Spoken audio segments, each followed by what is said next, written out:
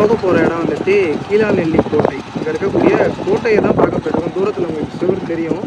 இப்போ நாங்கள் பக்கத்தில் போயிட்டு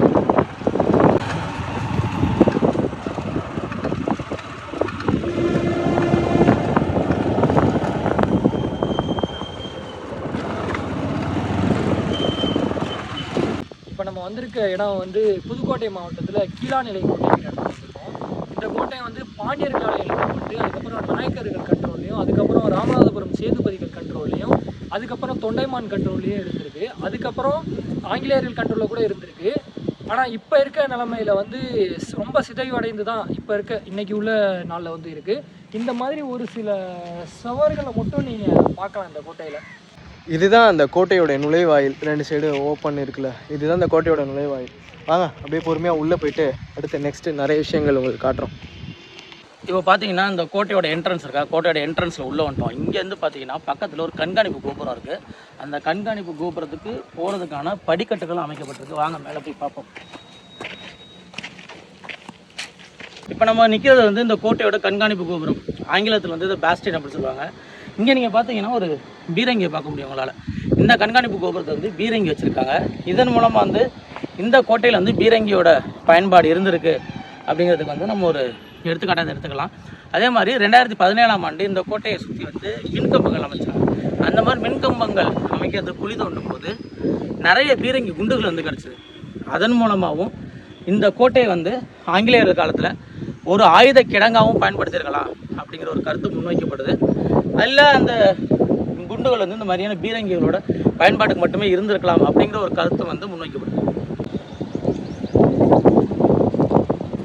பார்த்தீங்களா, இன்றைக்கி நான் நிற்கிற மாதிரி தான் அன்றைக்கி காவலாளிகள்லாம் நின்று இங்கே காவல் பார்த்துருப்பாங்க. யார் வரா, என்ன பண்ணுறாங்க அப்படிங்கிறதெல்லாம் காவல் பார்த்துருப்பாங்க. நீங்கள் இப்போ அந்த தூரமாக தெரியுதுல்ல, இந்த செவருடைய அமைப்பு 2 சைட்லேயும் செம்புரான் கற்கள், நடுவில் வந்துட்டு செங்கல். இது எதுக்குன்னா அந்த கோட்டையோடைய வெயிட்டை பேலன்ஸ் பண்ணணும். இப்போ ஃபுல்லாக கல்லாக கட்டிங்கன்னா அது ஒரு குறிப்பிட்ட காலத்துக்கு அப்புறம் சரிஞ்சு விழுந்துடும். செங்கல் அப்புறம் செம்புரான் 2ம் சேர்ந்து ஒரு ஸ்ட்ரக்சர் வந்துட்டு இருக்கிறதுலே ரொம்ப ஸ்ட்ராங்கான ஸ்ட்ரக்சராக இருக்கும். கோட்டைன்னு எடுத்துக்கிட்டிங்கன்னா அந்த கோட்டைக்கு கண்டிப்பாக ஒரு காவல் தெய்வம் இருக்குங்க. அந்த காவல் தெய்வம் தான் இது மட்டும் இல்லை, இந்த கோட்டையோடைய உள்ளார இருக்க ஒரு ஆஞ்சநேயர் கோயில் ஒன்று இருக்குது. அதுக்கப்புறம் அப்படியே அந்த கோட்டைக்கு பின்னாடி ஒரு தடாகம் இருக்குது. தடாகம்னா என்னன்னா குளம். சிம்பிளாக ஒரு கோட்டைக்கு கண்டிப்பாக ஒரு தடாகம் இருக்கணும். அதுக்கப்புறம் பார்த்தீங்கன்னா இந்த கோயிலுடைய மதில் சிவர் இருக்குல்ல, அந்த மதில் சிவத்தில் வந்துட்டு ஒரு ரவுண்டாக இருக்குல்ல, அது என்னன்னா தீப்பந்தங்கள் ஏற்றுறதுக்காக அந்த காலத்தில் ஏற்படுத்தி வச்சுருக்கிறது தான் அது.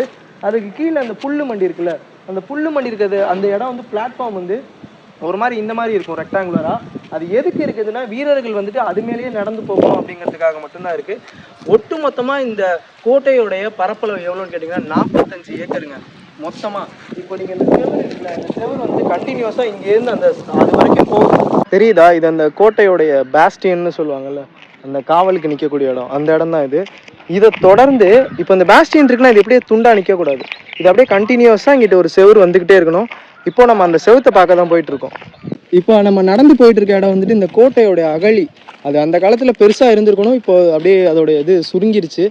இப்போ நம்ம அந்த கோட்டையை அப்படி உங்களுக்கு தெரியும், இப்படி காமிச்சா தெரியும், இதுதான் அந்த கோட்டை.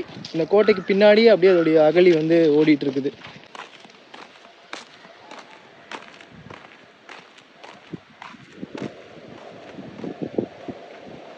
பாண்டியர்கள் காலத்தில் வந்து ஒரு பெருவழிப்பாதை இருந்ததா ஒரு குறிப்பு இருக்குது. அதாவது அந்த பெருவழிப்பாதை எப்படி போகுது அப்படின்னா, மதுரையை தொடங்கி அங்கேருந்து பொன்னமராவதி வந்து, பொன்னமராவதியிலேருந்து திருமயம் வந்து, திருமயத்திலேருந்து இங்கே கீழாநிலை கோட்டை தொட்டு இங்கேருந்து அறந்தாங்கி போய், அறந்தாங்கிலேருந்து மணமேல்குடியில் போய் முடியுது அப்படின்ற மாதிரியான ஒரு குறிப்பு ஒன்று இருக்குது.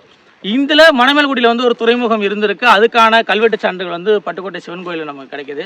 இந்த பெருவழி பாதையை பற்றின செய்திகள் வந்து இலங்கையோட வரலாற்று நூலான அந்த மகாவம்சத்தில் வந்து குறிப்பிடப்பட்டிருக்கு அப்படின்னு சில அறிஞர்கள் வந்து சொல்கிறாங்க. இந்த கோட்டை வந்து ஒரு காலத்தில் பாண்டியர்களோட காவல் அரணா திகழ்ந்தது. ஆனால் இப்போ இன்றைய நிலைமையில் வந்து இடிந்து சிதைந்து ஒரு கேப்பார் நாதியற்ற நிலையில் இருக்குது. இதை பார்க்கும்போது உண்மையிலே கொஞ்சம் கஷ்டமாக தான் இருக்குது.